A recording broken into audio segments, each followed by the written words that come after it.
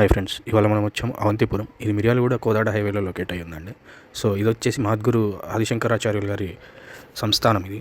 So ఇక్కడ మీకు వెంకటేశ్వర స్వామి temple and Saraswati temple రెండు ఉంటాయండి. సో ఈ టెంపుల్ పైకి రావడానికి మీకు మెట్ల ద్వారా రావచ్చు, లేదంటే రోడ్డు వేలో కూడా రావచ్చు అండి.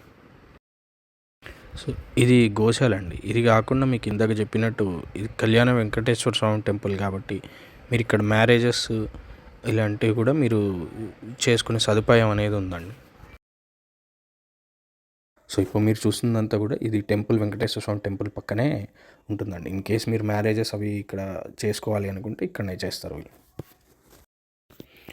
సో మీకు ఇందాక చెప్పినట్టు ఇక్కడ సరస్వతి టెంపుల్ కూడా ఉందండి. సో ఈ వెంకటేశ్వర స్వామి టెంపుల్ పక్కనే మీకు సరస్వతి టెంపుల్ కూడా ఉంటుంది.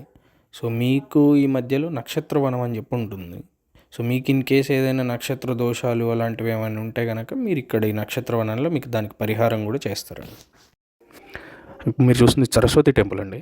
సో ఇక్కడున్న సరస్వతి టెంపుల్కి ఇంకో ప్రత్యేకత ఏంటి అంటే మీకు ఇక్కడ అక్షరాభ్యాసాలు అవి కూడా చేస్తారండి. అవి ఫేమస్ ఇక్కడ.